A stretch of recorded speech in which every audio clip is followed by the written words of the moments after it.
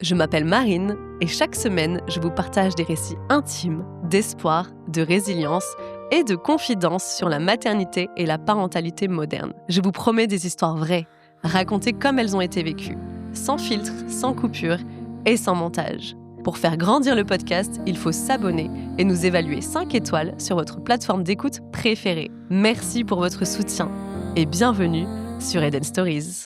Avant que l'épisode ne commence, si vous nous regardez sur YouTube, il y a 3 façons de nous soutenir.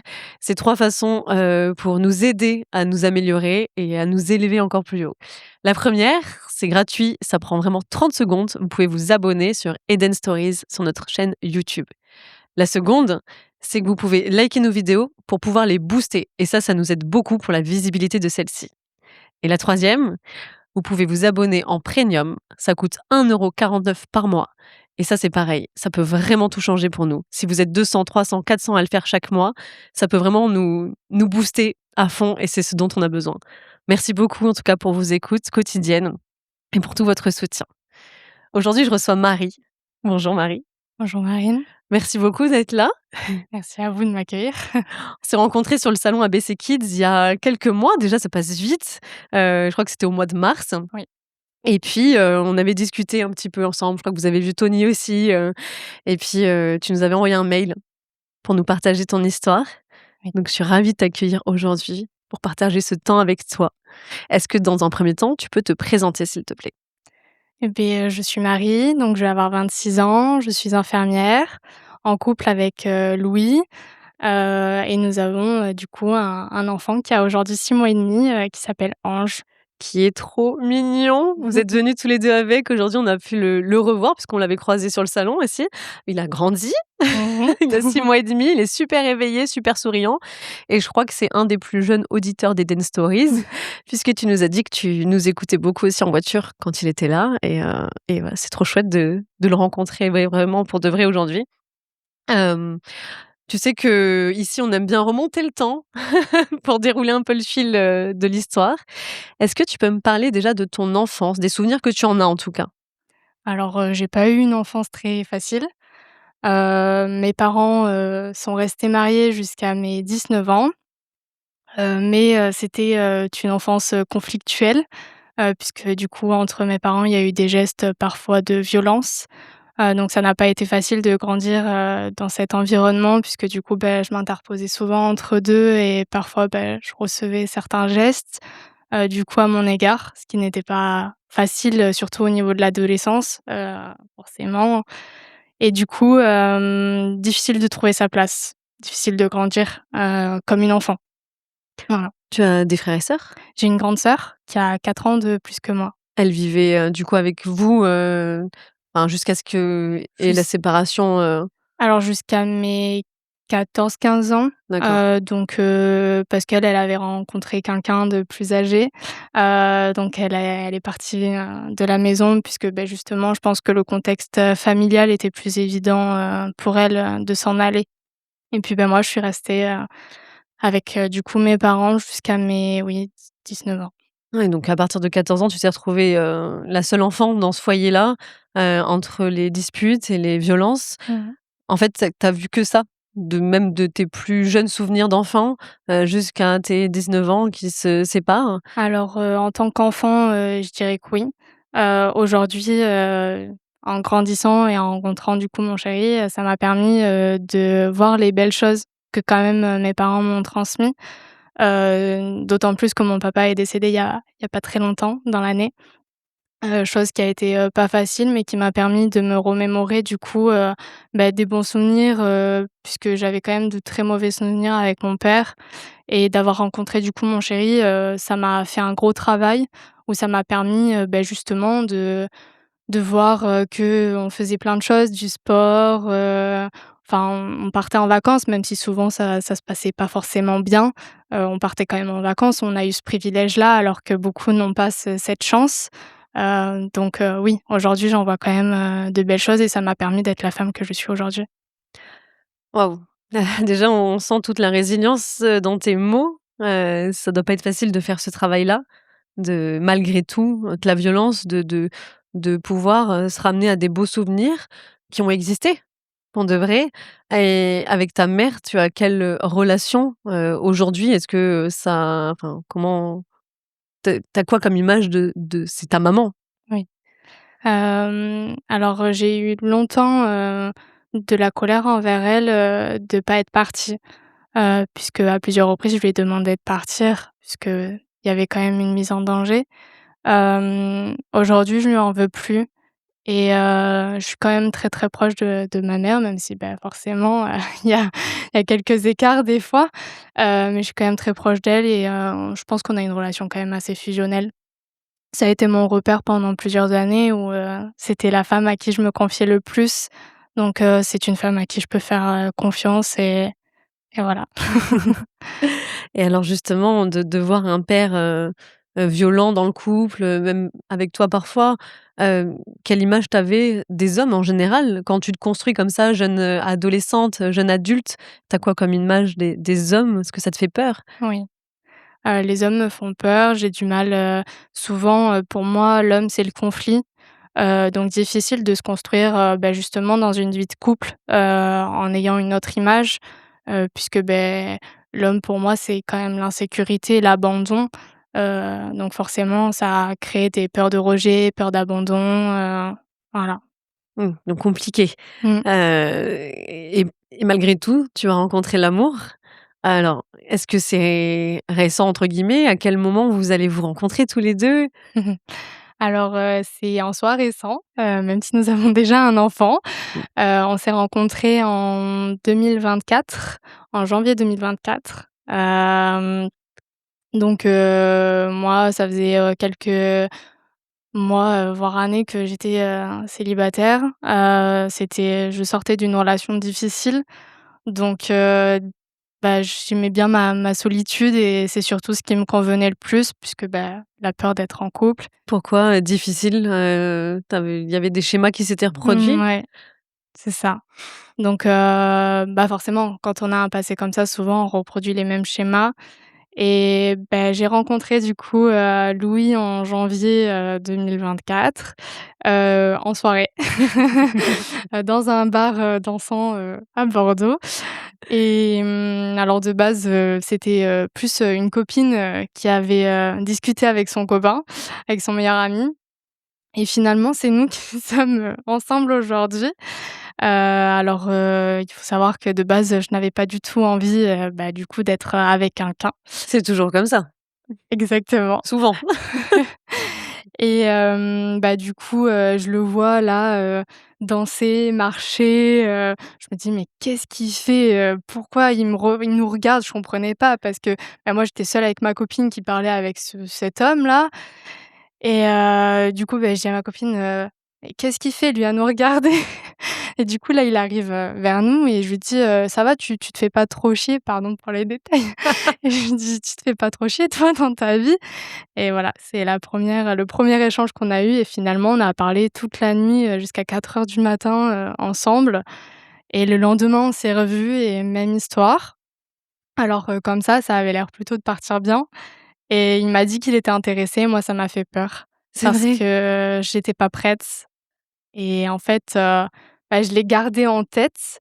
J'arrivais pas à l'oublier et tout ça. Enfin, tous les jours, j'y pensais alors que pourtant, bah, je me sentais pas du tout, apte à construire quelque chose. Mais tu avais eu quoi comme, ressenti quand tu le rencontres et que tu discutes comme ça toute la nuit avec lui? Est-ce que tu sens que c'est un homme, bon pour toi, bien? Oui, mais je ressens de la fragilité, vulnérable, parce qu'il m'a raconté du coup ce qui lui était arrivé, bah, lui dans cette année, précédente, qui a un peu reflété ce que moi je vivais aussi et de la peine et vouloir, plus, le sécuriser finalement, alors que c'est quelqu'un de sécurisant en retour et tout ça. Mais, j'ai eu de l'affect en fait, directement pour lui et ce qu'il avait vécu. Donc ça a permis, je pense, un petit déclic et la suite aussi, du coup. Alors du coup, tu as un déclic, tu te dis: «C'est bizarre que je j'ai envie de le revoir» et cetera. Alors, c'est toi qui reviens vers lui? Alors il me dit, son dernier message c'était, «Par contre Marie, oublie pas, tu m'intéresses». mais je te laisse le temps et je comprends. Et déjà, un homme qui comprend, ça change tout. Et en fait, il est parti, donc à Venise et avec sa mère et sa sœur, que j'apprendrai petit peu plus tard.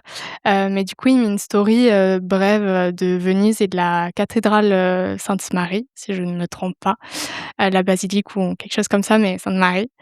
Hem Et moi, je vois que du coup, bah, il est à Venise et je me demande, ça me pose question et en Oui. fait, c'est ça qui me fait déclic parce que c'était vraiment, 1 semaine et demie après qu'on se soit rencontrés, du coup, pour la première fois Et puis et en il m'en avait général, c'est un peu le romantisme absolu. Venise, tu y vas avec ton amoureux, ton amoureuse, quoi. c'est ça. Donc en fait, moi, je me suis posé la question. Enfin, il m'en a pas parlé, donc il y avait une autre fille sur le terrain, peut-être? Non. Juste sa mère et sa sœur. Donc là, tu te dis: «Si je ressens ça, un petit pic de curiosité, c'est qu'il y a quelque chose quand même à creuser». C'est ça. Donc il revient de ce voyage et vous décidez de vous Bah, revoir? alors en fait, du coup, je lui envoie un message quand je vois cette, story sur le réseau social et bah, du coup, je lui envoie ce message et il me répond et en fait, on échange, il me dit qu'il rentre, du coup, donc c'était le jeudi que j'ai envoyé un message et il me dit qu'il rentre le dimanche, mais du coup, on pourrait essayer de se voir le lundi et du coup, beh, le lundi, donc c'était le 29 janvier, on se voit à la Cité du Vin, donc c'était un moment, parfait. Et donc ouais, il rentre de son voyage et on se voit à la Cité du Vin le lundi. Et alors, qu'est-ce qui se passe? Est-ce que vous officialisez quelque chose, Eh bien, on fait, la petite découverte du musée et bon déjà il a voulu payer.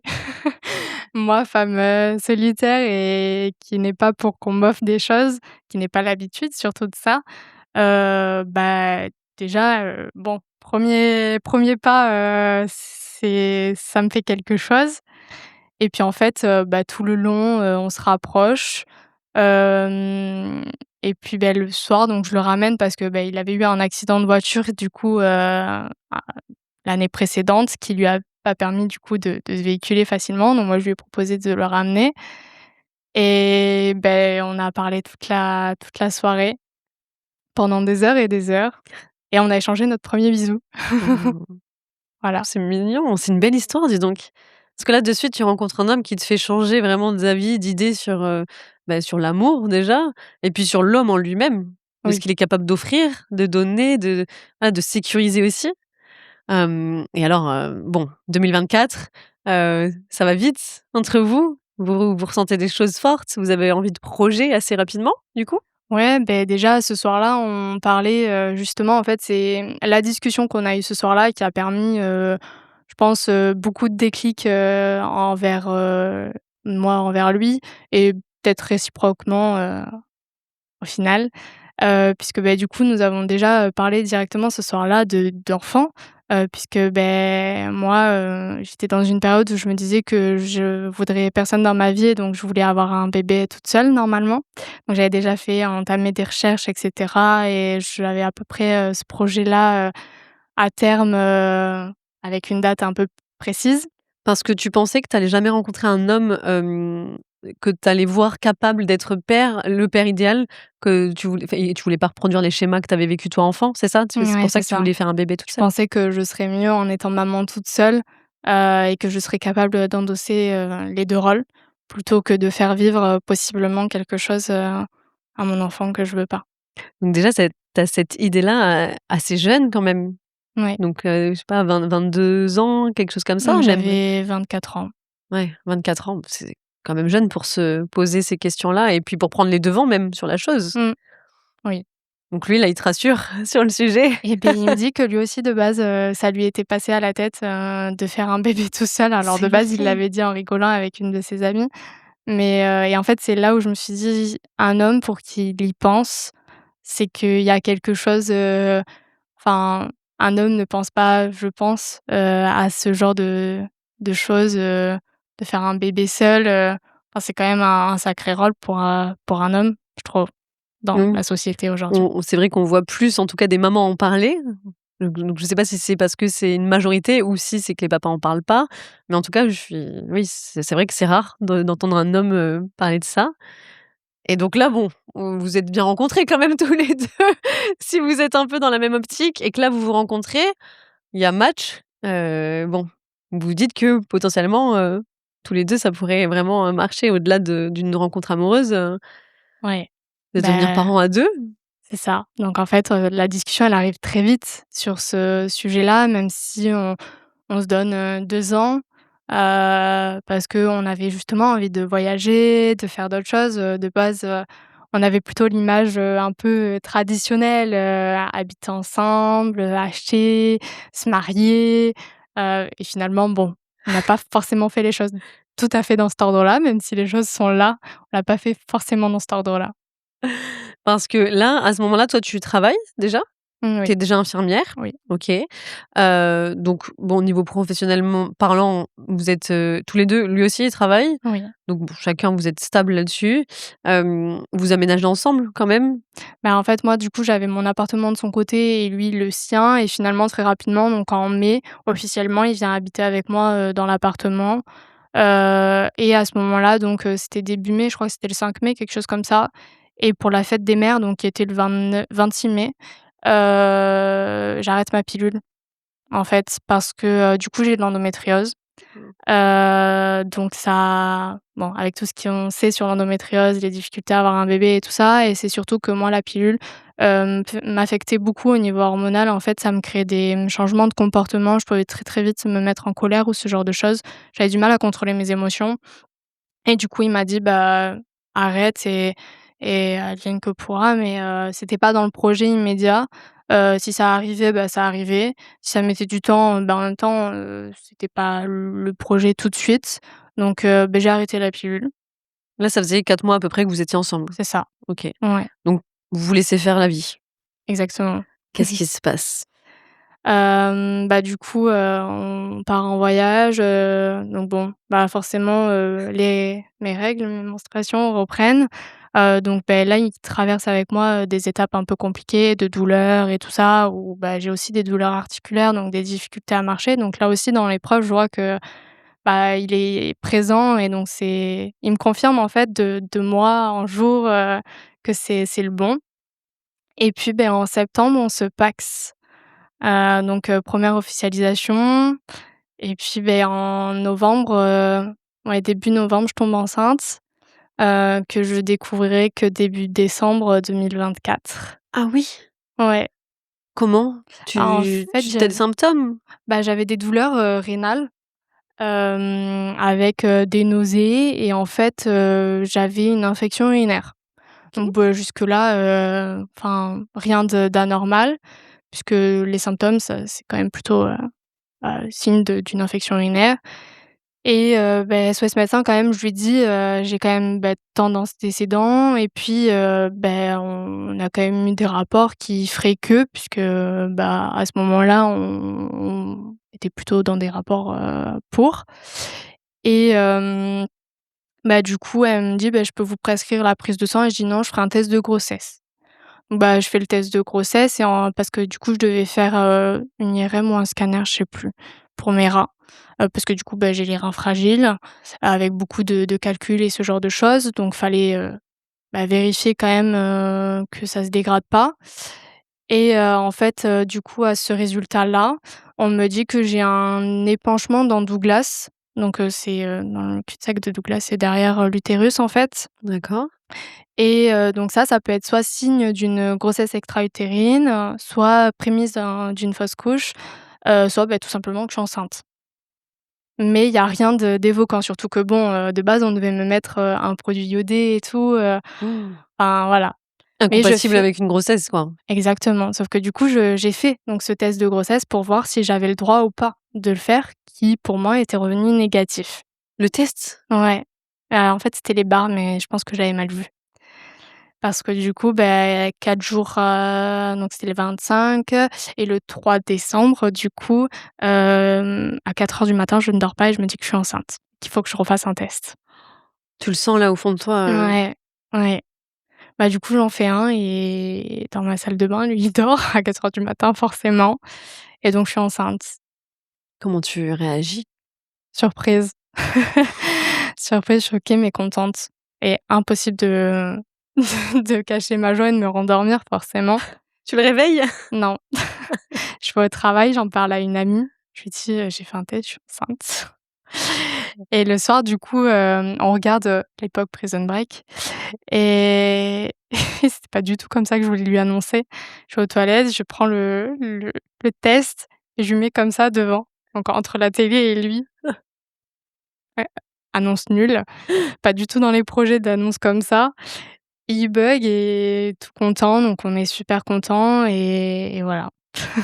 Et là, du coup, tu prends rendez-vous pour, faire une prise de sang ou de suite, pour aller voir une sage-femme? Parce que tu sais pas depuis combien de temps tu es enceinte, au final, à ce Bah, moment-là? je sais à peu près parce que du coup, je connais quand même beaucoup mes cycles et cetera. Je sais à peu près quand est-ce que j'avais ovulé donc je sais à peu près et du coup, c'est ça, je vais faire une, prise de sang, que je demande à mon médecin. Donc je vais faire la prise de sang et puis j'en refais une, dans les 48 heures pour être sûre que le taux double bien. C'était un bon taux, donc ça a doublé bien et ça a doublé, pendant très longtemps. C'est vrai, pendant combien de temps? Je pense jusqu'à 15 jours. Je faisais toutes les 48 heures pendant 15 jours. Et pendant ces 15 jours-là, donc tu as pas rendez-vous avec un gynécologue pour faire une datation, quelque chose? Non, mon médecin traitant me dit que la datation peut être, faite, dans 1 mois. Heu, mais en fait, dans 1 mois, ça faisait, quasiment une semaine avant, ça tombait sur les 11 semaines, du coup aménorrhées donc à peu près quand, 1 semaine après, on allait faire le premier trimestre en fait, Ah oui, l'écho de premier trimestre. donc là, tu t'attends.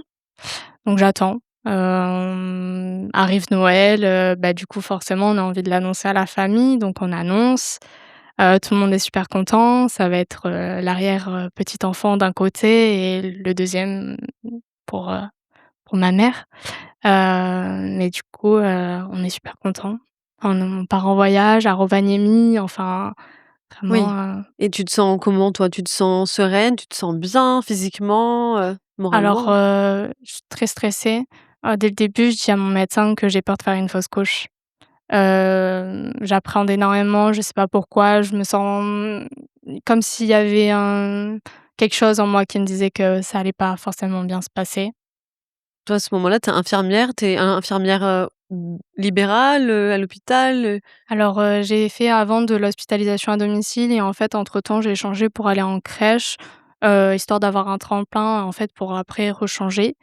Donc, à ce moment-là, en fait, je suis en crèche avec, du coup, une station debout pénible, et puis surtout le port d'enfant, à multiples poids. Mmh, Donc, voilà. d'accord. Donc tes craintes, c'est plutôt des craintes, est-ce que tu en parles, pardon, à ton amoureux? Est-ce que tu lui fais part de ça? De tes Ouais. sentiments, de tes émotions? Ouais, ouais, je lui dis souvent et en fait, il me dit: «Mais regarde, tout va bien, les résultats, ils sont super bons», puis on arrive à un taux, à 13 000 et quelques, 14 000 donc Ouais. en fait, à ce moment-là, bon, il y a plus trop de questions, c'est que tout va bien, tout grandit comme il faut. Alors ce fameux rendez-vous va arriver, est-ce que c'est là que ça va basculer? Qu'est-ce qui va se Non, en passer? fait, du coup, le 4 janvier, je commence à avoir, mal, mais pas une douleur, c'est pas, ça fait pas contraction, ça fait pas douleur de règles, c'est un point, en fait, comme une décharge électrique. Dans le ventre? Ouais et là, je m'inquiète. Je me dis: «C'est pas normal, il y a quelque chose». Du coup, avec, ma mère, on va toutes les 2, sans du coup Louis, on va que toutes les 2 à Pellegrin, donc aux urgences, maternité où, bah, il y a beaucoup de femmes enceintes et on me fait une échographie, et du coup, bah, l'interne, me dit, que ça va. Elle me fait l'écho et elle voit, un embryon.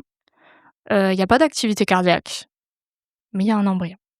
Mais à ce stade-là, il devrait y avoir une activité cardiaque? Alors, c'est qu'à ce stade-là, normalement, du coup, je suis censée être à 11 semaines aménorrhée et le compte rendu, c'est que je suis à 6 semaines aménorrhée. Ce qui n'est pas vrai enfin, c'est pas possible. Oui, dans les Mmh, calculs, de toute façon, c'est impossible. voilà et elle me rassure, elle me dit: «Non, vous inquiétez pas, tout va bien. Pour moi, la grossesse, elle est évolutive». Je dis: «Je trouve ça bizarre, je sais quand date mes dernières règles. Pour moi, c'est pas possible. Elle me dit: Soyez positive, ça va aller pour moi, la grossesse elle est évolutive et puis on verra bien». Ben, surtout qu'à ce moment-là, tu as le test de grossesse, la date à laquelle tu l'as fait, ça fait plus de 6 semaines, de toute façon. Bon, là, tu ressors, pas très confiante de ce Non, rendez-vous. non, du coup, je décide, avec, j'avais les résultats de bêta-HCG, donc je décide, de refaire une prise de sang par moi-même où les résultats auront diminué. Donc ça, c'était le samedi où on a été aux urgences et je l'ai fait le lundi et les résultats, ont diminué. J'étais, du coup en pause, à la crèche et j'en parle à mon médecin traitant et mon médecin traitant me dit de retourner aux urgences. Donc je retourne, directement tout de suite aux urgences puisque, dans les comptes, ça faisait en réalité 6 semaines du coup qu'il y avait, plus rien. Et du coup, on y va. Ma mère m'accompagne, mon chéri aussi et là, c'est long. On me dit: «Oui, mais en fait, le protocole, c'est une semaine après la première échographie qu'il faut en refaire une pour s'assurer que». Donc le processus est super long parce que du coup, j'ai mal, mais très mal qui fait que je suis obligée d'avoir de la morphine et tout tellement ça me fait mal, mais il y a rien qui s'évacue, en fait. Ils m'ont dit: «Il y a toujours pas d'activité cardiaque». Donc nous, on sait très bien, en fait, on a de l'espoir et en même temps, on sait qu'il y a rien donc le taux diminue tout le temps mais on nous dit: «Non, ça peut toujours arriver». Donc ça se trouve, c'est une grossesse qui n'évolue plus, ça se trouve, c'est une grossesse arrêtée et en fait, ils mettent des termes différents sans nous sans nous dire réellement, ce qui se passe. Moi, en tant qu'infirmière, je sais et c'est compliqué parce que je me sens pas forcément écoutée jusqu'à ce que on voit un interne adorable, qui rassure et qui dit: «Vous venez autant que vous voulez pour qu'on fasse les échos, mais aussi pour vous soulager». Mais il faut quand même revenir, du coup, une semaine après, donc le samedi, d'après pour, refaire cet écho et enfin savoir. Donc toi, tout ce temps, enfin, une semaine, c'est très long, hein, dans un cas comme le tien. Tu as quand même de l'espoir, là, encore? Ou tu sais que de toute façon, tu vas perdre ce bébé, Je pense que l'espoir est au-dessus que le désespoir. Hem, Au fond de moi, je sais qu'il y a rien. Il y en aura pas. Enfin, c'est pas censé diminuer. Le stade, de diminution, il est bien plus haut. Ça s'arrête pas à 44 000. Donc voilà. et au bout d'une semaine, alors tu retournes là-bas? Ouais. Du coup, on y retourne le samedi où, encore une fois, dans la salle d'attente, il y a plein de femmes, enceintes sur le point d'accoucher. C'est très compliqué. On nous fait venir à 9 heures pour, justement, du coup, que ça se fasse rapidement et qu'on nous dise rapidement parce que, en soi, le médecin aussi, il était plutôt en accord avec ça, mais c'était le protocole. Donc le protocole, c'est le protocole et on nous fait attendre, jusqu'à 15 heures, quelque chose comme ça, 17 heures. Pour finalement, du coup, nous faire l'écho et qu'il y a pas d'activité cardiaque. Et là, par contre, ça prend toute une autre tournure. Parce que là, ils sont obligés de te proposer quelque chose, il faut agir. Oui. C'est dangereux là pour toi de garder cet embryon, dans ton ventre, sans activité. Qu'est-ce qui te qu'est-ce qui te propose? Est-ce qu'il faut faire un curetage? Est-ce que des médicaments sont possibles? Alors, du coup, c'est, la chef de clinique qui vient me voir. Donc là, déjà, ça prend une autre tournure et elle nous dit, voilà, il y a ça qui est possible, donc les médicaments ou le curetage, mais à votre stade, vous pouvez faire les médicaments. J'ai dit: «Non, ça sera le curetage. C'est hors de question». Même si c'est un embryon de 6 semaines, je devais être enceinte de 2 mois et demi, quasiment du coup, au premier trimestre, pardon. Pour moi, c'est pas possible. Donc OK, on prévoit donc ça, c'était le samedi, on prévoit le curetage le mercredi. Ça fait encore du temps à attendre, avec, cet embryon, inactif. Heu, on arrive à ce jour-là, donc on fait le curetage. C'est compliqué mais ça va aller. Et en fait, c'est le lendemain où j'ai des douleurs et je comprends pas parce que normalement, en fait, on n'est pas censé avoir trop de saignements, mais en même temps, on est quand même censé en avoir et sauf que moi, j'ai mal et je sens que c'est dur. Donc j'ai du mal à évacuer, que ce soit mes mictions ou autre et ça va durer, donc j'appelle quand même au cas où. On me dit que c'est normal, de mettre de la glace. J'en mets, je mets de la glace et en fait, le dimanche, je fais un malaise et tout ça à répétition et donc je retourne, à l'hôpital où en fait, on me dit que je fais une hématométrie. Qu'est-ce que c'est? Alors c'est en fait, du coup, du sang qui ne s'est pas évacué. Ça se calcifie, le sang reste, au niveau de l'utérus, donc ça avait doublé, en fait, la taille de mon utérus et tellement ça calcifiait, donc en fait, ça devenait un caillou tout dur et ça a empêché, d'évacuer normalement, des 2 côtés, en fait.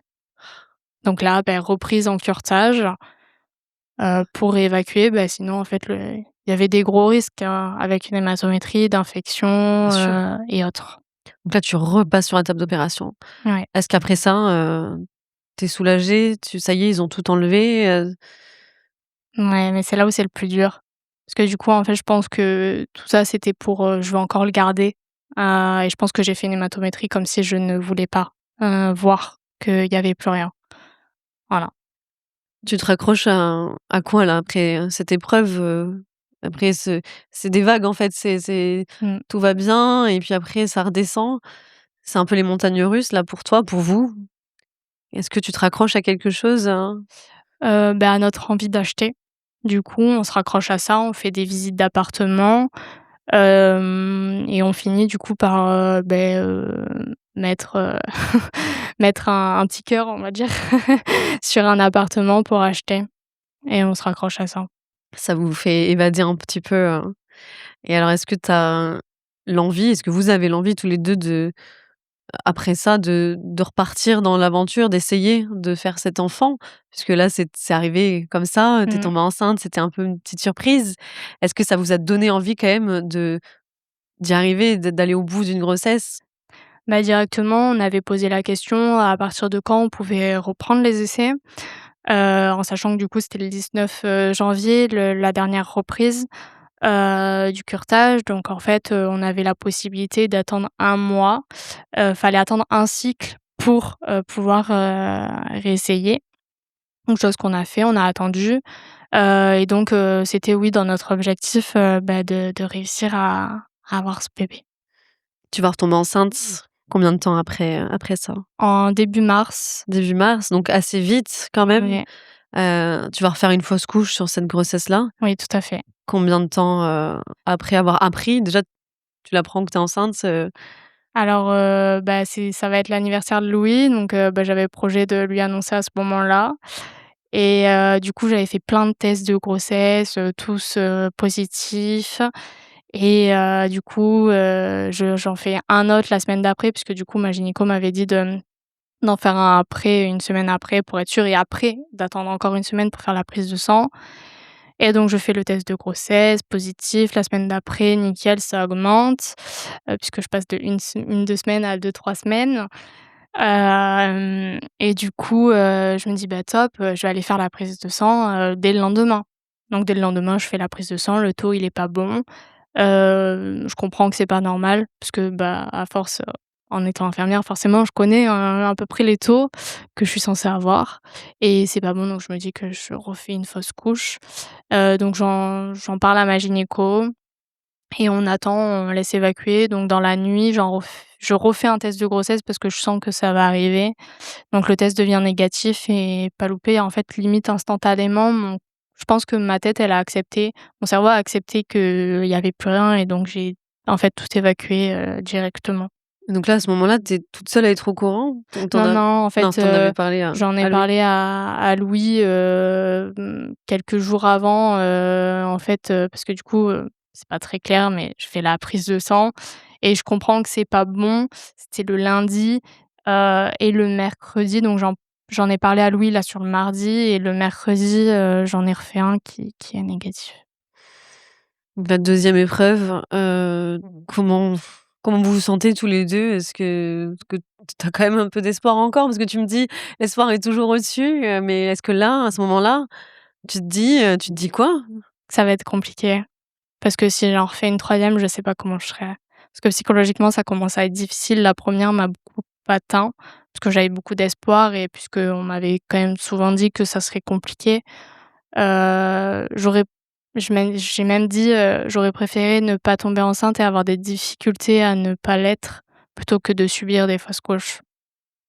Aujourd'hui, je sais très bien que quand même, dans les 2 cas, ça aurait été très compliqué mais j'ai quand même eu cette chance, de tomber enceinte. Phrase qu'on m'a beaucoup dit, que les médecins m'ont beaucoup dit: «Bah, au moins on sait que vous arrivez à tomber enceinte». Malgré Sur le m l'endométriose en plus, c'est vrai. Mmh. Oui, sur le moment, c'est compliqué à entendre, Mmh. mais c'est vrai. Du coup, bah, la gynéco, elle nous dit: «Bah, je vous donne un numéro pour au cas où la PMA». Donc on va rencontrer cette, médecin, où lui, n'avait pas envie d'aller à ce rendez-vous parce que pour lui on allait réussir à avoir ce bébé naturellement.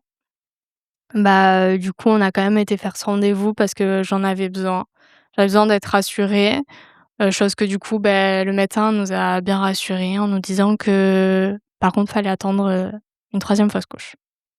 Oui, pour chercher s'il y avait un problème quelconque. Mmh, c'est ça. Du coup, bah, on se dit: «OK», mais on a au moins notre dossier. Parce qu'en fait, la mise du dossier en PMA est quand même, compliquée. Il faut faire son dossier, il y a une attente et tout. En fait, là, il y a quand même notre dossier qui est présent même si, il n'est pas actif. Elle a pas activé la demande, il est quand même là. Donc déjà, c'est du temps qu'on gagnerait si on en avait besoin. Si par cas, oui, ça devait arriver. Ouais. Tu vas retomber enceinte une troisième fois, assez vite encore? Bah, en fait, directement après. Ah ouais. Ça a été hyper rapide.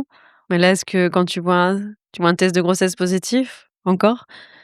Ça t c'est quoi les émotions qui te traversent à ce moment-là? La peur, directement. Je suis contente et en fait, j'arrive pas à être vraiment contente. Directement, bon, je le dis toujours pas à Louis tout de suite. Je fais encore une fois plein de tests de grossesse, j'en suis, en fait, je m'en rends malade parce que, du coup, c'est pareil, plein de tests de grossesse, les prises de sang, il faut absolument que j'en fasse toutes les 48 heures. Enfin, alors que je savais très bien que les prises de sang, ça veut rien dire, les tests de grossesse, ça veut toujours rien dire. Mais en fait, ce besoin, je dirais même vital, à en faire une obsession. Oui, et que tous les résultats que tu vois soient positifs et aillent dans le bon sens, en C'est ça, fait, je pense. ouais. Tu vas lui annoncer combien de temps après? 15 jours après, je crois. 15 jours, tu as réussi à garder le secret? Ouais. C'est énorme. Bah, le temps d'attendre les tests de grossesse, chaque semaine. Et oui, mais en plus, pendant ces 15 jours-là, tu vis cette angoisse, Ouais, quotidienne toute seule. ouais. Tu voulais pas qu'il ressente la même chose? Non, je crois que je voulais le protéger, mais aussi me protéger. Parce que si je le disais pas, c'était secret, donc ça n'existait pas vraiment encore. Comment il réagit quand tu lui annonces, cette grossesse? Moi, j'étais surexcitée de lui annoncer, donc j'avais prévu mon petit truc et tout et il rentre, il voit, il est content, il a les larmes aux yeux, mais il est sur la retenue, forcément. Tu lui en veux pas? Pas du tout. Il a quand même eu des larmes aux yeux. C'est qu'il y a encore de l'espoir? Ouais.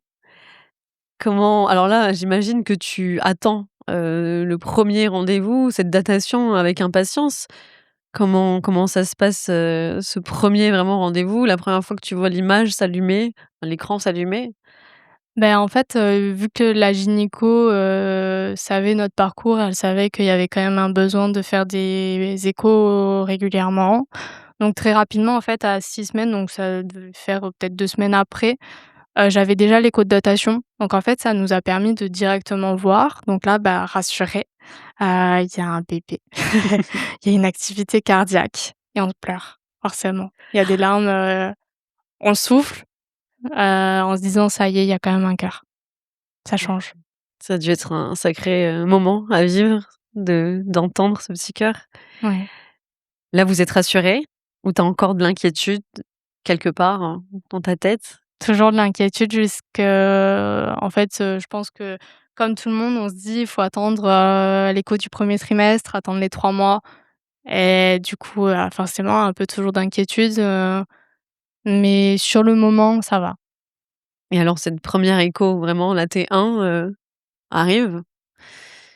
Non, il y a des choses Non? avant. C'est vrai, déjà? Ouais. Qu'est-ce qui En va se fait, passer? dès le lendemain de l'écho de datation, j'ai des saignements et du coup, le schéma est un peu compliqué puisque, bah, qui dit saignement pour moi, qui dit fausse couche et du coup, direction les urgences. et ça pendant plusieurs jours, plusieurs, semaines, puisque du coup on constate que j'ai un décollement, placentaire. Déjà à ce moment-là? Ouais, donc j'étais à 6 semaines, quelque chose comme ça. 6 semaines et quelques, ouais, 7 semaines on va dire. Et donc j'avais déjà, des saignements, un décollement avec du coup une hyperémèse, gravidique, donc c'est des vomissements, de grossesse. Hem, Très important puisque du coup je ne m'alimentais pas du tout et du coup ce qui fait que, avant cet écho du premier trimestre, j'ai dû être, hospitalisée, puisque du coup, j'ai perdu énormément, de force, je faisais énormément de malaise et avec ce décollement, je pense que tout a un peu joué, en fait, dès que je vomissais, ça saignait forcément, mais des chutes, de sang, énormes. Donc ça fait peur, en fait, à chaque fois, on a du stress et tout va bien. Bébé se porte finalement bien, mais j'ai quand même, du coup, ce décollement où je dois faire attention et en même temps, je vomis tout le temps donc voilà. Et puis en plus, qui dit décollement placentaire dit que tu dois être au repos quand même au maximum ou est-ce qu'on te le dit pas forcément? Alors au début à l'hôpital, on me dit pas, forcément d'être au repos, on me dit juste, «Vous allez être arrêté une semaine et vous faites un peu moins que d'habitude, quoi». Je leur dis: «J'ai quand même, 4 étages à monter». Enfin, c'est pas rien, 4 étages. Et mais non, ça va. OK. Et en fait, du coup, je devais refaire quand même des contrôles, régulièrement, forcément pour, voir l'évolution de ce décollement et au fur et à mesure quand même la gynéco elle m'a dit: Non, là vous restez» alors pas alité, mais au repos, fallait pas que je sorte, de l'appartement, comme ça, quoi. Donc là, tout, «s'arrête» entre guillemets, enfin, tu dois te reposer au maximum, faire attention, ne pas trop en faire et est-ce que là, on peut dire que tu rentres dans une grossesse compliquée ou à risque à ce moment-là? Dès le début, en fait, très vite? Oui, dès le début, dès que j'ai eu des saignements, la grossesse elle a été considérée à risque. Ce qui est compliqué de se dire, ça veut dire quoi, en fait? À risque? À risque de quoi? De le perdre, risque pour moi, risque pour lui?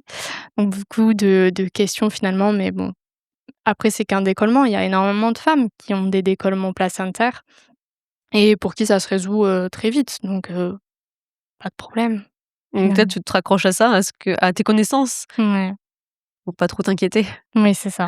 Alors qu'est-ce qui va se passer, cette première enfin cette T1 déjà, est-ce que tout va bien pour ce bébé toujours? Ouais, ça nous fait souffler un peu.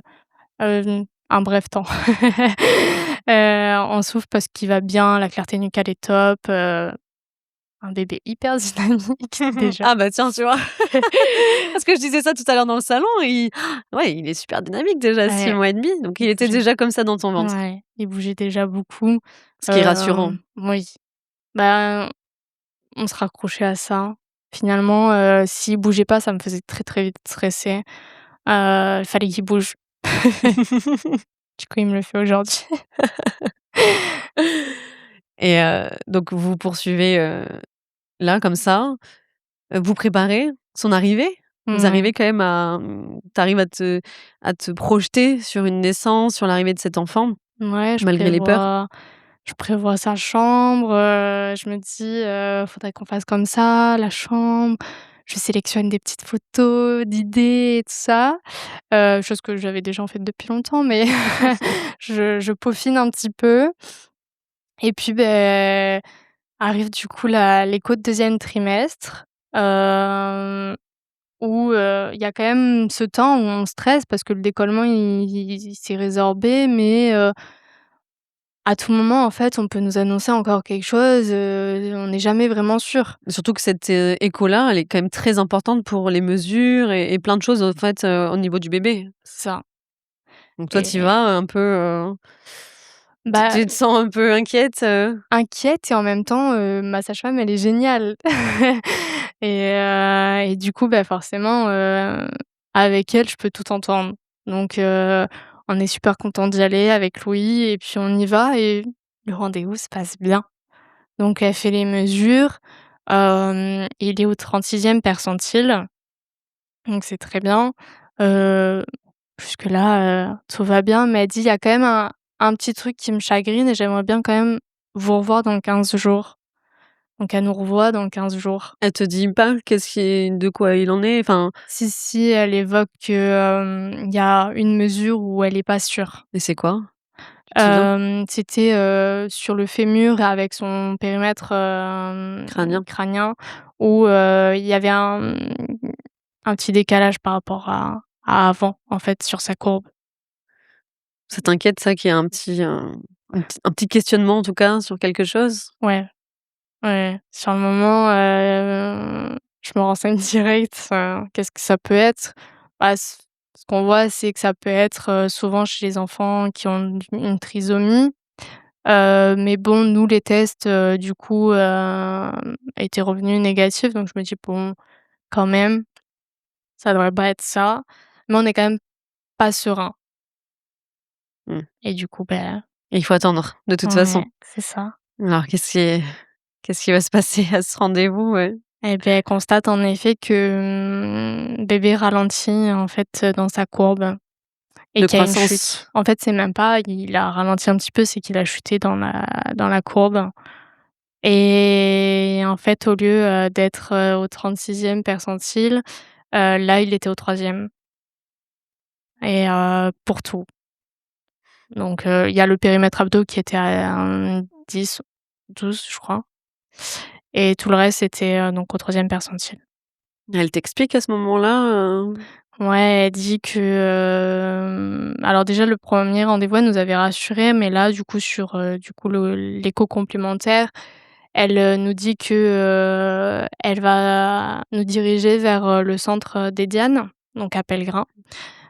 Pour, qu'eux fassent une écho de contrôle, une vraie écho, complémentaire pour s'assurer que les mesures, soient vraiment bonnes puisque, du coup, bébé, de base était tête en bas, et il est maintenant en siège, décomplété.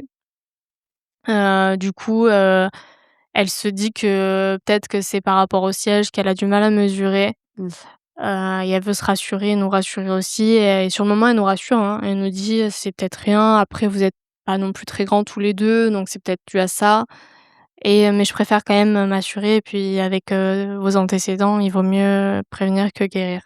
c'est rassurant, je pense, pour une maman, un parent d'entendre ça, plutôt que de dire: «Bon, c'est sûrement rien, j'arrive pas trop à mesurer», et vous envoyer vraiment vers des spécialistes un peu, enfin, quelque chose d'un peu plus poussé, quoi.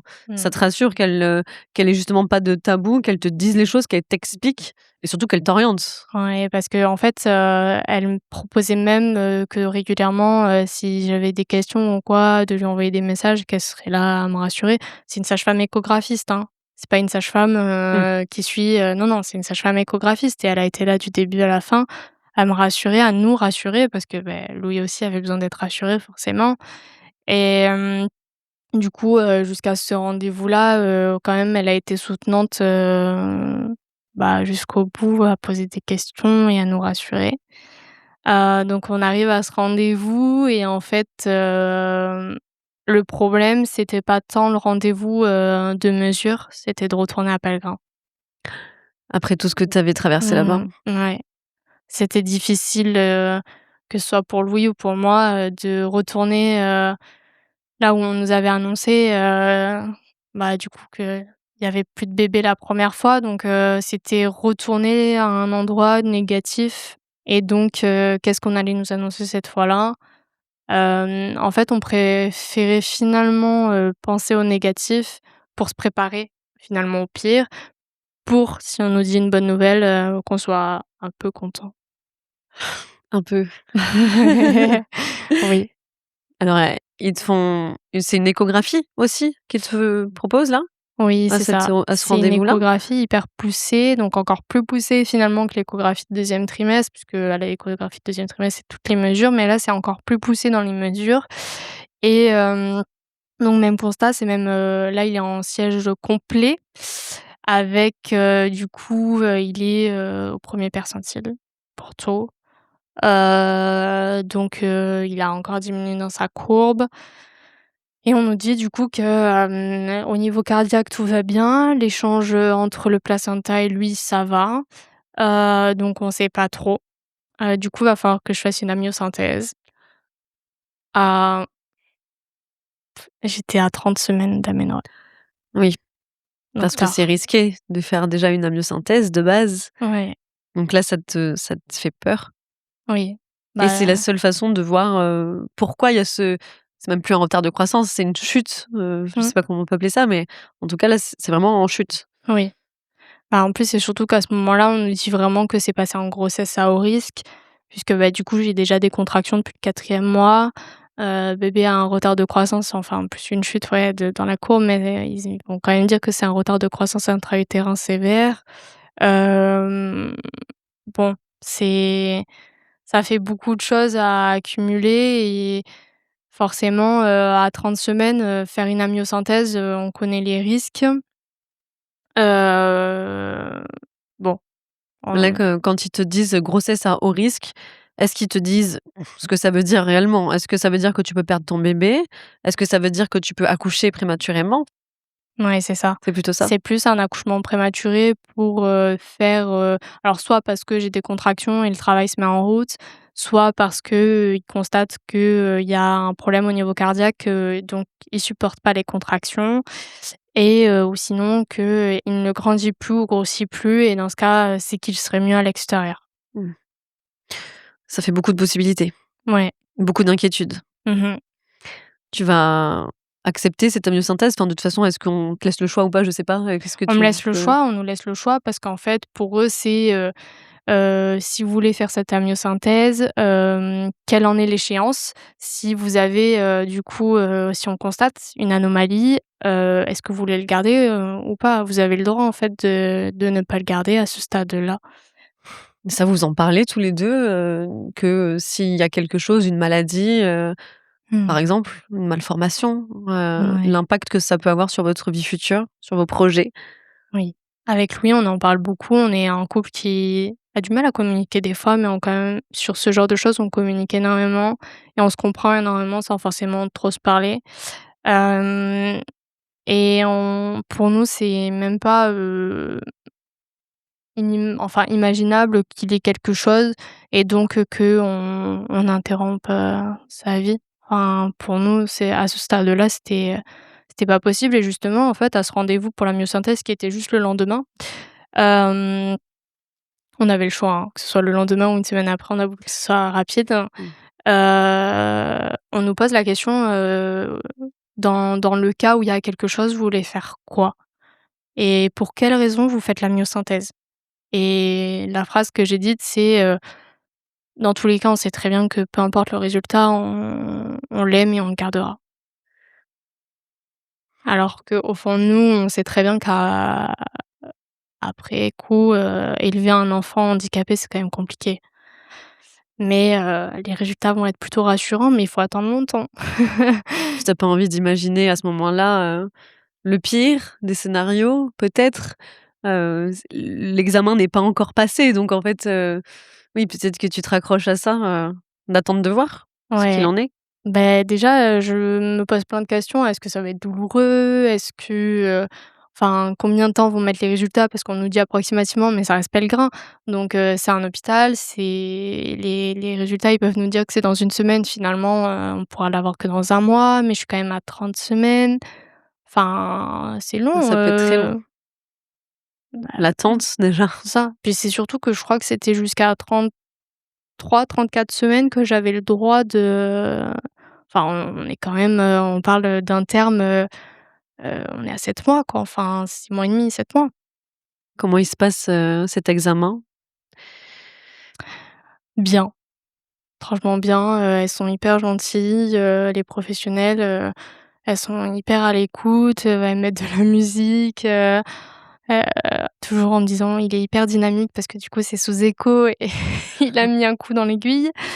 Il était pas content, et en fait, non, ça se passe bien, mais très stressé parce que, bah, on prend du liquide amniotique, donc il y a quand même toujours un risque finalement de le perdre. On repart dans ce schéma du coup, beh, on peut le perdre, à tout moment parce que, beh, hein, certes, on est entamé dans la grossesse, donc on a passé ce délai de, on peut le sauver ou non. puisque c'est à 24 semaines, passées, donc ça va et en même temps, on est quand même, dans l'hésitation et c'est un petit poids donc qu'est-ce qui va en être s'il y a quoi que ce soit qui arrive? Et là, à ce moment-là, tu sais, que c'est un petit garçon? Oui, on le Ça sait y est. depuis un petit moment, depuis le même avant le premier trimestre C'est et vrai? ouais, ouais, ouais, il se montre très bien. Il se montre très bien, donc ouais. Et alors, est-ce que les résultats mettent, longtemps à arriver? Enfin, déjà, j'imagine que même une journée, c'était longtemps pour vous, Oui. mais Bah, les premiers c'est dès le lendemain et après c'était, 3 jours et 1 semaine. Donc il y avait 3 choses différentes? ouais, en fait, ils recherchent, donc tout ce qui concerne la trisomie. Après, c'est aussi des infections, donc le CMV, et la toxo, puisque j'étais pas immunisée. Ah. Et ils recherchent, du coup, le troisième c'est sur la génétique. Donc ils nous prélèvent nous aussi, les, je sais plus, les cariotypes, je crois. Hem Donc avec, du coup, si besoin, voir, s'il y a une anomalie dans ces chromosomes. Est-ce que nous, on a le même? Et si on a le même la même anomalie, ça veut dire que, il va grandir sans problème. Bon, finalement, 1 semaine après, en fait, chaque étape, on nous appelle et on nous rassure et mais celle-là me faisait le plus peur. C'était, l'attente, ultime parce que ça veut enfin, on ne sait pas s'il y a une anomalie sur un des chromosomes, souvent on n'a pas de réponse sur, comment il sera plus tard. Oui. Donc c'était énormément stressant, j'ai énormément pleuré, Louis essayait de me rassurer mais il était tout autant, mal. Il a aussi mal vécu que moi cette grossesse donc c'était compliqué. Pour lui aussi quand même d'avoir sa place, dans la grossesse et là, encore une fois, il est quand même présent et là, quand, du coup, on nous dit que finalement, bah, ça va. Il y a rien, qui, en fait, nous permet de savoir pourquoi il y a un retard de croissance et surtout une chute comme ça dans la courbe. Il y a rien qui explique Mmh, ce retard. ouais. Mais est-ce que, de ne trouver rien, ça te rassure? Parce que ça peut aussi ne pas rassurer parce que, du coup, est-ce que tu te dis, peut-être qu'à la naissance, on va découvrir quelque chose, de pire ou enfin, je sais pas, mais je sais pas si c'est rassurant, en fait, de pas trouver. Ouais, c'est pas du tout rassurant, parce que, ça veut dire que c'est quelque chose qui ne se voit pas. Et étant donné que, du coup, moi j'ai des problèmes de santé, donc je me dis, bah, que c'est ma faute, qu'il y a quelque chose. Après j'essaye de me rassurer en me disant: «Beh, il y a quand même eu un décollement placentaire, donc est-ce que ça serait pas ça qu'il a manqué, du coup des nutriments et donc ça lui permet pas de grandir et grossir comme il faut?» Même si aujourd'hui il y avait plus de décollement, ça peut quand même expliquer, peut-être un retard et en fait j'essaye de trouver des réponses par moi-même, mais j'en ai pas. Tu vas pas en trouver? On va pas t'en apporter avant l'accouchement ou à un moment donné? Jamais, Jamais? jamais. Encore aujourd'hui? Ouais. C'est vrai? Juste on se dit: «Bah, c'est parce qu'on est petit». Voilà. Waouh! Alors comment tu vis ces jours d'après, en ayant ces non-réponses et en même temps ces réponses, il y a rien de génétique, il y a pas de trisomie, il y a pas tout ça? Ben, Est-ce que vous êtes un on peu plus serein pour cette fin de grossesse? non, parce qu'on continue à être dans une grossesse qui finit médicalisée, donc c'est-à-dire que, monitoring tous les 2 jours. Ce qui est quand même, assez important puisque, bah, on peut pas bouger, on peut pas voyager. Nous qui adorons voyager, on n'a pas pu du tout voyager pendant cette grossesse, on n'a pas pu en profiter. On espérait là, pouvoir souffler et le faire. Finalement non, puisque du coup on a des échographies tous les 15 jours avec, du coup des monitoring tous les 2 jours pour observer du coup sa croissance, savoir moi mes contractions. Est-ce qu'il y a un bon échange toujours ou est-ce que du coup il montre une souffrance fœtale? On est toujours sur un entre-deux. Donc à chaque rendez-vous, c'est un peu questionnement. Et l'attente Mmh. aussi? Alors comment ça va se passer? Je crois avoir compris que tu avais pas accouché à terme? Ouais. Finalement aux échos, il reste, à se stabiliser même s'il perd. On dit qu'un bébé doit prendre, 200 grammes par semaine environ et lui prenait même pas 100 grammes mais il continuait à prendre encore, et l'objectif c'était qu'il passe les 2 kilogrammes, et que j'aille jusqu'à 36 semaines pour accoucher dans la maternité que j'avais choisie. Ah, Parce que pour moi, c'était hors de question que j'accouche à Pellegrin parce et que, ouais, tout ce que tu avais traversé là-bas. c'est ça et du coup, c'était vraiment l'objectif. Je lui parlais tous les jours, on lui parlait tous les jours en lui disant: «Tu as intérêt à grossir, faut que tu grossisses pour qu'on passe ce step» et en fait, du coup, à la dernière, écho, il faisait 1,928 kg. C'était tout près des 2, hein? Ouais, Et il estimait à combien à ce moment-là? Pour la naissance? pour la naissance, du coup, à 2,1 kg. D'accord. Si j'accouchais, À 36 ou à peu près? ou plus parce que du coup, en fait, la gynéco a voulu qu'on programme, vu qu'il ralentissait énormément dans sa croissance et dans sa prise de poids. Elle a voulu qu'on programme du coup, une césarienne puisqu'il était Ah! en siège. Il était toujours en siège à ce moment-là? Ouais, ouais et du coup, un retard de croissance, ce sont 2 raisons pour lesquelles on ne fait pas de manœuvre, et puis moi je refusais. Je préférais vivre une césarienne mais qui soit bien, plutôt que de vivre un accouchement voix basse et que ça se passe mal et que je finisse par faire une césarienne, aucun intérêt. Donc du coup, la gynéco était plutôt d'accord, gynéco qui a été extraordinaire du début à la fin et du coup, elle nous a accompagnés dans notre, choix et elle a, même, hésité à nous faire accoucher un tout petit peu plus tôt puisque du coup, il avait vraiment ralenti à la fin. Il grandissait quasiment pas. Il avait pris 30 grammes, je crois, 30 ou 50 grammes. Et du coup, je devais accoucher, donc le jeudi 11 décembre, donc je serai à 37 semaines plus 1. 11 décembre! Ça donnait une date, alors on n'avait pas pu trop choisir. Et oui, c'était le rendez-vous avec votre bébé quoi, de Ouais, bloquer cette date. C'est la date où est né, Paolo, 11 décembre.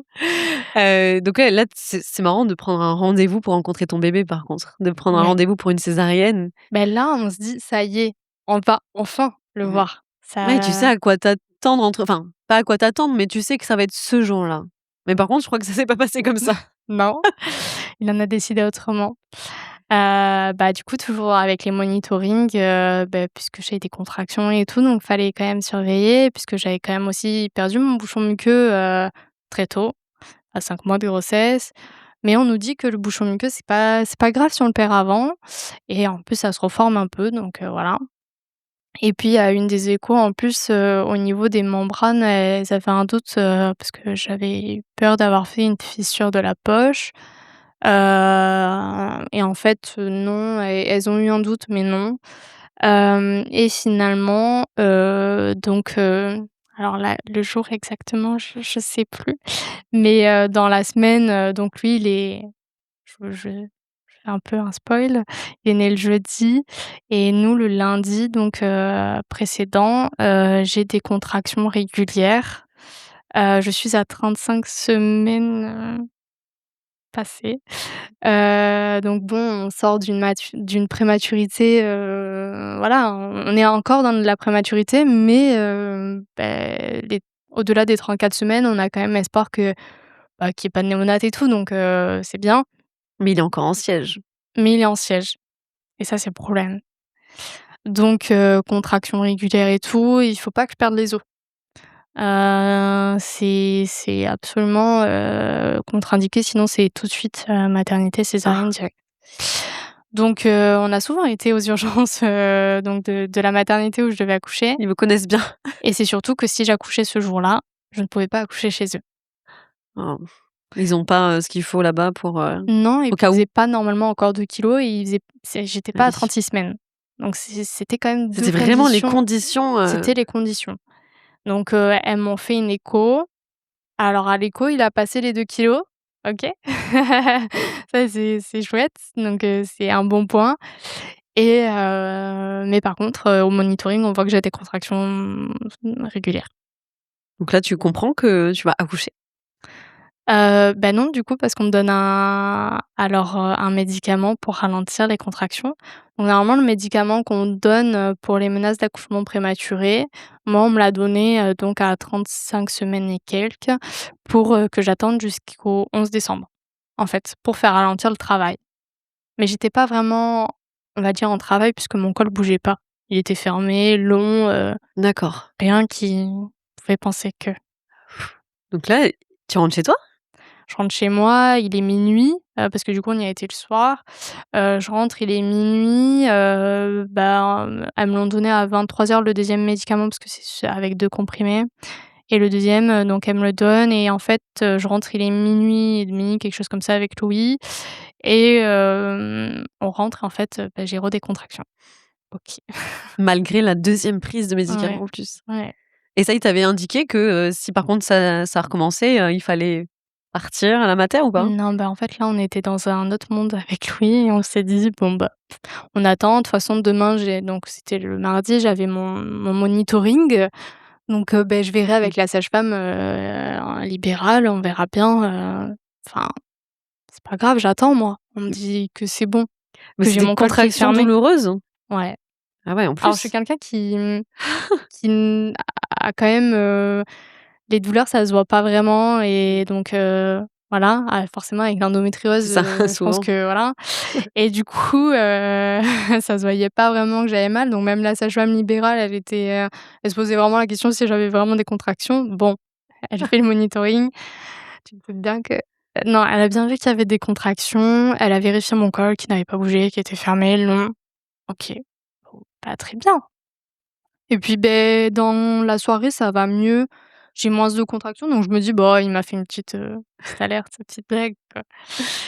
Donc avec Louis, on se dit: «Bah, tranquille, on attend la semaine prochaine et tout». On était contents. Il faut savoir que depuis, du coup, on a commencé, le 14 novembre, on avait commencé à faire des vidéos tous les jours avec un calendrier de l'avent, Trop mignon! avant bébé, avec des vidéos tous les jours. On mangeait notre petit chocolat en l'attendant. Donc en fait, vraiment, on se préparait à, Mmh. bon, finalement, du coup, on n'a pas pu terminer ce calendrier, on l'a terminé après et les vidéos, c'est pareil. Mais ça nous permettait de nous retrouver donc ce soir-là, on fait notre vidéo, ça va mieux, on raconte, voilà, ce qui s'est passé aujourd'hui et tout et à savoir que quand même, j'avais fait une photo en disant: «Ah, peut-être que ce soir, on te rencontre». Faux, on l'a pas rencontré. Du coup, le mercredi, je crois qu'on devait faire une écho encore de contrôle une semaine avant, du coup mais j'ai pas le souvenir, là, de ce mercredi-là et donc dans la nuit du mercredi au jeudi, je me réveille de douleurs de contraction et vraiment douleurs, de vraies contractions, très douloureuses. Et elles sont espacées ou pas tant? Non, non, elles sont pas du tout espacées. Oh là là. À savoir que de base, j'en avais toutes les 10 minutes. Le mardi, elles étaient toutes les 30 minutes. Après le médicament, heureusement. Mmh. Mais elles étaient quand même, là, toutes les 10 minutes au début et je me dis: «Bon, je vais prendre du Doliprane, du Spasfon, je vais aller prendre mon bain, puis j'attendrai de toute façon, j'ai mon monitoring, quoi». Parce que, du coup, c'était le mardi et le jeudi.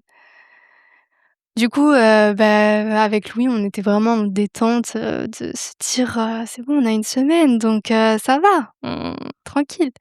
Louis était en télétravail, le jeudi. Moi, je vais à mon rendez-vous toute seule, monitoring, alors que d'habitude, Louis était tout le temps là et là, j'y vais toute seule, marcher, très difficilement parce que j'avais mal et toujours mes contractions, qui étaient présentes. Je marchais comme quelqu'un vraiment qui allait accoucher, quoi. Mmh. Et du coup, elle me regarde, la sage-femme, elle me dit: «Bah, ça doit pas être, autant». Si, j'avais bien des contractions toutes les 10 minutes avec dans l'intervalle, toutes les 2-5 minutes, des petites contractions. J'avais des grosses contractions toutes les 10 minutes et en fait, dans l'intervalle, j'en avais des petites quand même. Donc OK, bon. Elle me dit, c'est bon, la gynéco a dit que si le col bougeait, je devais y aller, c'était la condition. Si mon col bougeait le lundi, c'est ce qu'on nous avait dit, si le col bougeait, c'était direction maternité obligatoire. Donc là, elle regarde ton col quand Elle même? regarde mon col qui avait bougé. Il était, mi-long, fermé, mais il était mi-long et ramolli. Mais il avait bougé. Donc si le col bouge, Il faut y aller. il faut y aller. C'est le Donc je lui moment. dis: «Mais est-ce que vu qu'il est fermé, mi-long et tout, est-ce que je dois vraiment y aller?» Eh beh, ça peut OK. changer vite. Elle me dit: «Il faut, vous appelez, ou vous y allez, il faut le faire, quoi».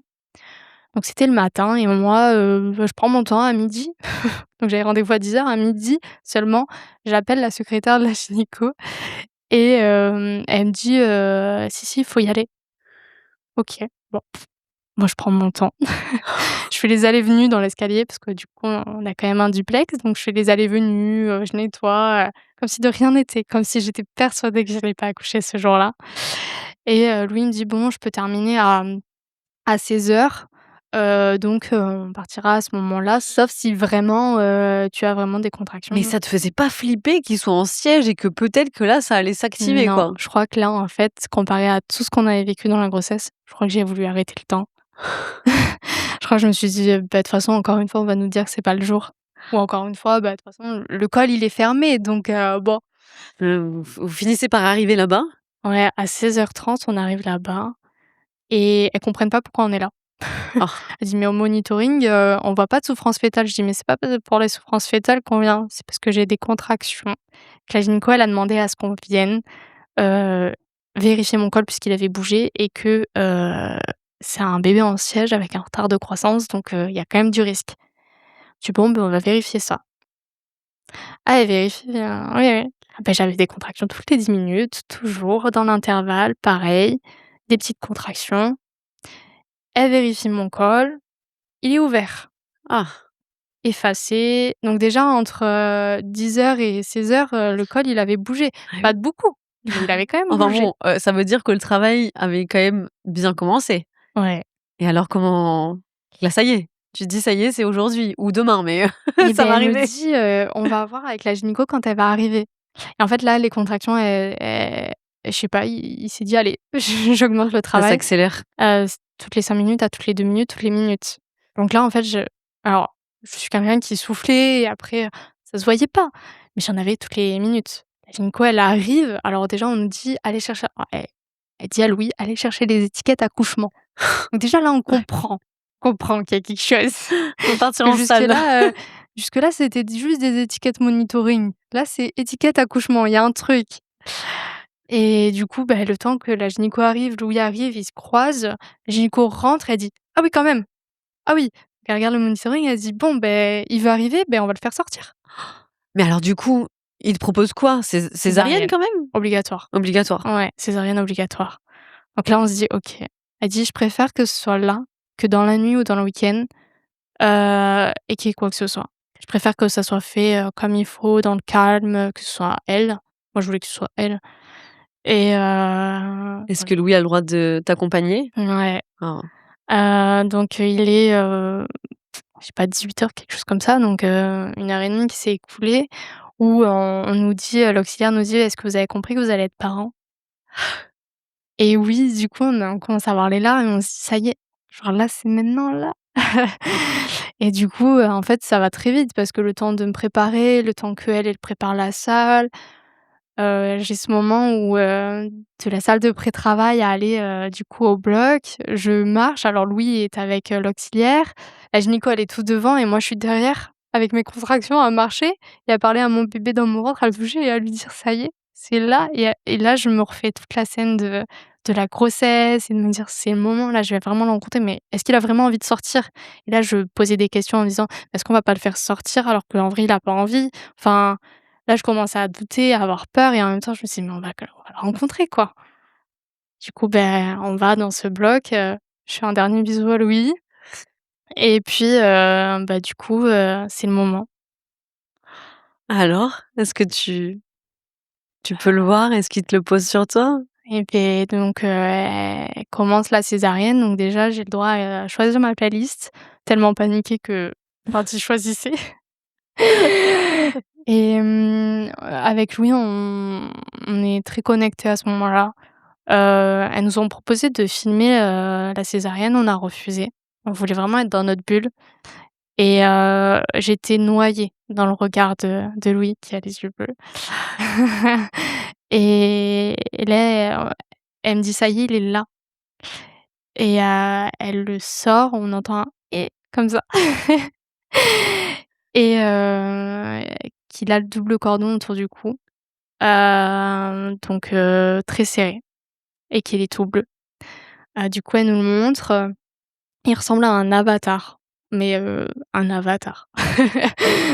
Donc elle nous le montre et elle essaye de lui enlever le cordon, et là, c'est encore un stress du coup, parce qu'il est bleu, ça veut dire qu'il manque d'oxygène, il a pas vraiment pleuré, il a fait un mini cri et encore une fois, je stresse en Et fait. puis il l'emmène vite, C'est il ça. te le montre mais il l'emmène vite, pour, du coup lui remettre enfin couper le cordon déjà, lui remettre de l'air, qu'est-ce Alors non, qui par chance, Louis, on lui propose de couper le cordon.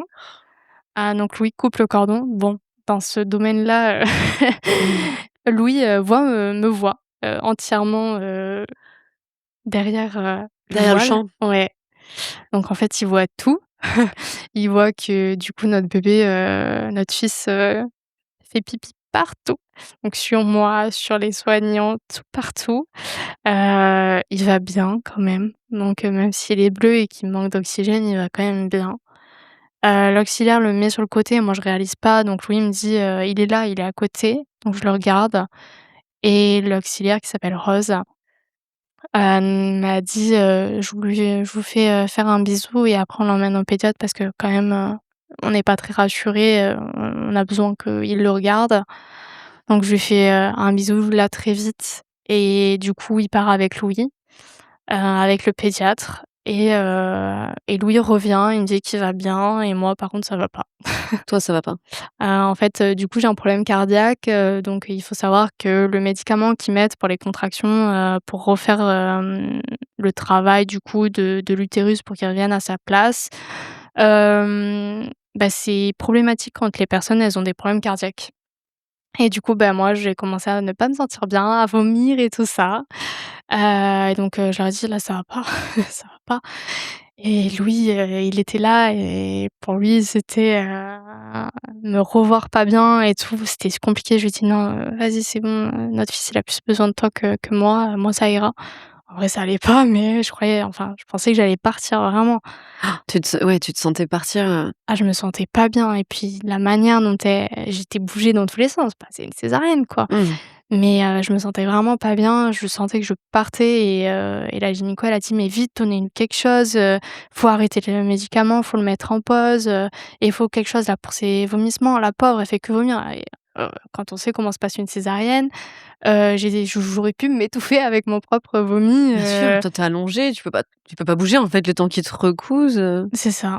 Donc c'était, compliqué. L'anesthésiste a été, quand même adorable, elle m'a quand même vachement aidée et finalement après j'avais tellement de monde autour de moi pour nettoyer et tout, et donc elle termine et en fait elle me dit: «Vous saignez énormément. En fait, il y a un problème avec votre sang», alors à savoir que j'avais fait une hyperthyroïdie gestationnelle jusqu'au bout, et j'ai toujours eu des problèmes au niveau de la coagulation, qui ne se voyaient pas, mais j'ai quand même énormément saigné tout le temps, avec l'hématométrie et tout, donc forcément elle devait faire un contrôle et en fait du coup, en salle de naissance, toujours pareil, je saignais et tout, donc fallait reprendre le pansement compressif et par chance, par contre, j'avais mon fils et mon chéri qui étaient là, donc je me réveillais et ils étaient là, il quoi. était là à côté de toi. Ouais. Mais combien de temps ça dure tout ça? Parce que c'est tout le monde c'était un branlement de combat autour de toi, Ouais. combien de temps tu sais? Combien Mais de il temps est ça né à dure? 18h49, donc Ouais. en sachant qu'on a commencé à me préparer à 18h, 18h18, je crois que les étiquettes d'accouchement étaient c'est ça. Donc du coup à 18h49 il était là et je reste 2 heures et demie en salle de naissance, avec eux où du coup la gynéco elle a été adorable, elle nous a pris en photo, enfin, elle a été géniale jusqu'au bout et elle m'a dit: «Bon, les saignements, va falloir qu'on garde et qu'on surveille parce que c'est quand même pas normal, que vous saigniez, comme ça, quoi». Est-ce que tu as le temps de t'inquiéter pour toi? Ou parce qu'avec ton bébé qui est parti de l'autre côté, est-ce qu'on vient te rassurer et surtout te il pèse bien 2 kg 100 à peu près ou pas Et alors? alors, le verdict, c'est qu'au niveau du poids, il est au 25e percentile, Ça veut dire du coup? qui fait 2,380 kg. Ah C'est un donc bon poids. plus que l'estimation? Ouais, c'était un bon poids. Il était juste très petit. Il était au 1er percentile. Il faisait 43 centimètres. Donc Ah oui, c'est tout petit. petite crevette, hein? Et en fait, là, j'étais à 36 semaines plus 1 donc tout était OK, donc que j'accouche, là-bas donc déjà, j'étais un peu rassurée et je me suis dit: «Mais on a fait tout ça pour que finalement ça aille». C'est-à-dire qu'on nous a mis la pression pendant tout ce temps dans cette grossesse pour que finalement notre bébé, il soit au 25e percentile au niveau du poids. Heu, OK, on souffle. Ça va, il est là et lui, il va bien, il a repris direct. Il est hypertonique, on nous le dit direct que tout va bien. Il a les yeux hyper, ouverts, il est hyper éveillé, il regarde tout ce qu'on fait, avec ses petits yeux qui n'y voient rien, mais il regarde. Enfin, là, il y a plus le temps de s'inquiéter pour rien, là, je pense que c'est là où on a vraiment relâché et on s'est rendu compte, moi, quand je l'ai eu dans les bras déjà quand je l'ai vu dans les bras de Louis, parce qu'ils ont fait un pot à pot. En m'attendant puisque du coup ça a duré longtemps, quand même le fait qu'elle me recouse et qu'elle arrête, le saignement en partie. Ça a duré quand même très longtemps. Je pense, bien très longtemps, tout est relatif mais plus de 30 minutes, 1 heure quoi. Donc en sachant que normalement le tout c'est que 30 minutes. Ah oui. Donc là elle m'avait gardé 30 minutes de plus après et en fait, du coup de les voir tous les 2, que ça aille et que moi, ben, je vais bien. Enfin, tout va bien. Je suis là, enfin le médicament, on me l'a stoppé donc ça va. C'est bon. Là, ça y est, tu te sens complète. Tu as ton bébé devant toi, dans les bras de ton amoureux. Ouais. Tu mets au monde un garçon en plus. Est-ce que ça t'a pensé à: «Je vais élever un garçon, je vais élever un petit garçon qui va devenir un homme»? Ouais. Peut-être que tu as, J'ai des toujours, grosses valeurs là-dessus de transmission? ouais, Tu aspires à quoi pour lui, à j'ai ce toujours moment-là? voulu avoir un garçon en premier et pour, justement lui inculquer les valeurs, aussi qu'a son père forcément, mais le respect de toute personne. De protéger quand il faut, et que c'est un enfant. Donc là, ça y est, tu peux rentrer en chambre de maternité. Il faut qu'il prenne du poids pour pouvoir sortir. Oui, Beaucoup de poids? Du il coup, je faut me rends pas compte, que, il faut qu'il prenne du poids, parce que, du coup, en général, un bébé, perd forcément, mais il faut pas qu'il perde plus de 10-20 max. S'il perd 30 de son poids, il doit être complémenté. Donc moi, mon objectif, c'était de l'allaiter et là, du coup, on me le met au sein et en fait, lui, il a un problème de succion. Forcément, il est prématuré, c'est difficile, il se fatigue très vite, donc on me demande de stimuler au plus. Donc moi, j'ai quand même une montée de lait qui arrive très rapidement et j'ai quand même ce qu'il faut direct, mais on me dit de le réveiller, toutes les 2 heures pour le faire téter. tu arrives à tenir ce rythme-là, Ouais, ce rythme du coup, alors à savoir que pendant 24 heures, il a été en incubateur.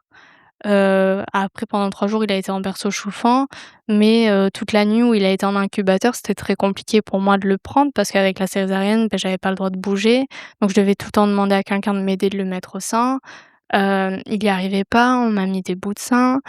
Le lendemain, il avait déjà perdu, 10 de son poids, donc on me met en alerte et puis après, on me dit qu'il a perdu 20 donc là, par contre, il faut que je tire mon lait et que je le complète avec, mon lait que je tire.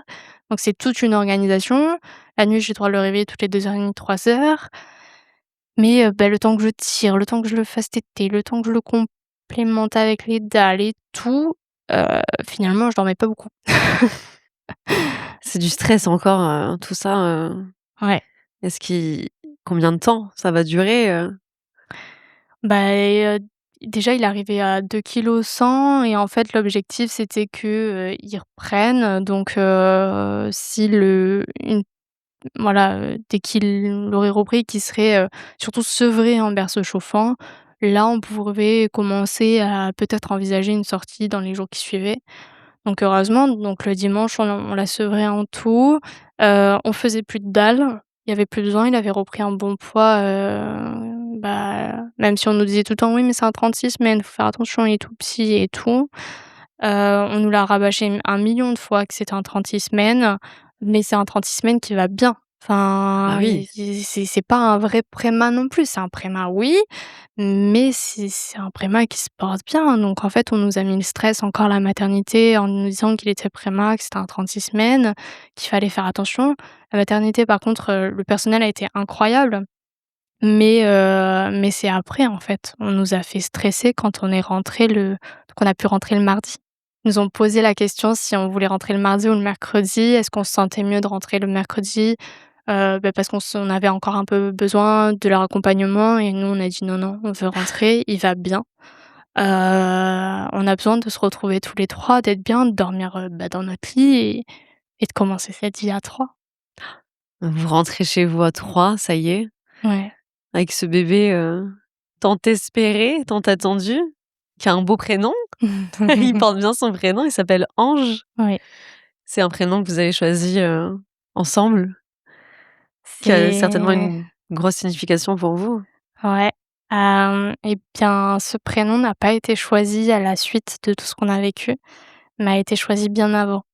Il faut savoir qu'avec Louis, quand on s'est mis ensemble en mars, on avait déjà l'idée du prénom de la fille et pas celui du garçon. On avait notre liste, on était plutôt en accord sur certains prénoms, mais le vrai prénom où on le mettait en number one, on n'était pas d'accord. Ah, Et en fait, le 25 décembre, t l'année d'avant, heu, on avait fait Noël et puis, on va dormir et moi, on est en train de s'endormir et là, vloup, illumination, j'ai le prénom Ange qui m'arrive et je lui dis: «Qu'est-ce que tu penses, du prénom Ange? C'est quand même pas commun, c'est un prénom quand même qui peut être délicat à porter, hem et surtout que très divisé au niveau des avis aussi peut-être». Et non, il adore. Et en fait, tous les 2 c'est notre prénom favori, donc la question, ne se posait même pas. C'est que le jour où on avait un garçon, ça serait Ange. et le voici. Ouais, Il le porte très bien en tout cas. merci. Hem, comment ça s'est passé là? C'est tout récent? Ça fait 6 mois et demi que tu as accouché. Hem, dans votre couple, qu'est-ce que ça a changé? Est-ce que ça a changé des choses? Ouais. Ça peut être dans le positif aussi, hein, Alors ça a changé notre sommeil, Mmh. forcément, notre manière de parler, de communiquer. On communique toujours, mais différemment et on se montre notre amour forcément autrement. Heu, on apprend à s'aimer de manière différente. On s'aime et on se le dit et on s'oublie pas et même si ça arrive parce que des fois ça arrive qu'on n'ait pas le temps, qu'on est pris par, plein de choses qui nous arrivent, puisqu'on a traversé 2 deuils quand même. 2 deuils, c'est pas rien, en 6 mois. Alors c'était surtout avant les 2 mois de 3 mois de Ange. On a traversé 2 deuils tous les 2 de chacun de notre côté et même à ce moment-là, on a réussi à être là l'un pour l'autre.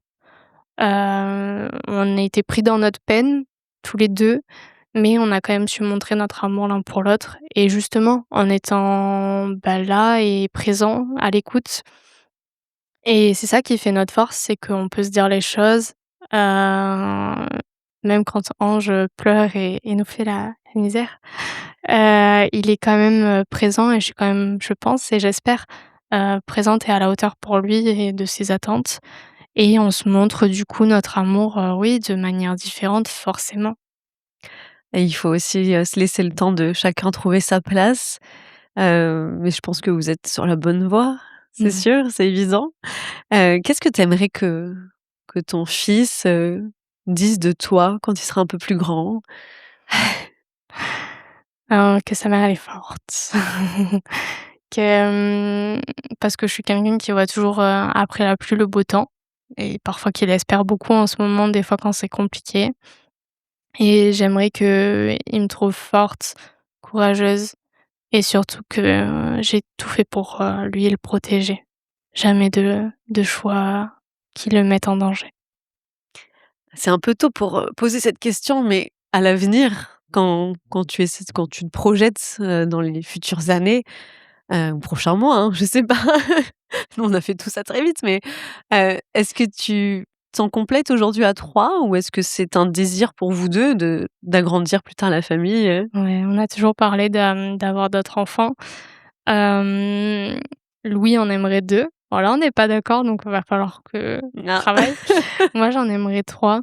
2 ça me va, mais le troisième, je pense que, ça rajoute un petit truc et après s'il y en a 2, c'est déjà très bien et ça va être déjà sportif. Je pense que vous le savez. Mais oui et on aimerait des enfants rapprochés. OK, donc potentiellement rapprocher, ça veut dire que là, on y serait bientôt, quoi. Ça peut. Et justement, ça te fait pas peur de revivre une grossesse, à haut risque, d'avoir des obstacles sur ce parcours-là? C'est pas quelque chose qui te freine en tout cas, sur cette envie, ce désir de redevenir, maman une fois de plus? Bah, je crois qu'il me tarde, de revivre quand même une grossesse, sûrement parce que j'espère que celle-ci se passe bien et même s'il y a des difficultés et qu'on est face à des épreuves, je ressors quand même de cette grossesse en me disant qu'on l'a tellement subie, et qu'on l'a pas, savourée à sa juste valeur, même s'il y avait des difficultés finalement aujourd'hui, tout va bien. Mmh. Donc j'ai l'espoir de vivre une grossesse comme je rêve, même si elle sera forcément dite à risque, pas à haut risque, mais à risque, parce que tout ce qu'on a vécu. Ange est quand même né comme il fallait, dans des courbes basses, mais il est quand même né en bonne santé. Donc je me dis que peu importe, la grossesse finalement, le deuxième pourrait, être, en très, très bonne santé aussi, donc on pourrait la savourer, comme il faut. Mmh. Merci beaucoup Marie. Je Merci te à laisse vous. récupérer le petit cœur qui est devant toi. On va, remplir ce joli bocal de cœur avec le tien. Ça y est, c'est ton moment là, c'est après avoir écouté tant d'épisodes, c'est à toi aujourd'hui de le remplir. Tu peux poser ton micro. Merci d'avoir écouté l'épisode jusqu'au bout. Pour nous soutenir, pensez à vous abonner, commenter et partager l'épisode sur vos réseaux sociaux. Vous pouvez aussi nous évaluer 5 étoiles sur votre plateforme d'écoute préférée. C'est très important. Et moi, je vous retrouve mardi prochain pour un nouveau témoignage d'espoir, de résilience et de confidence sur la maternité et la parentalité moderne.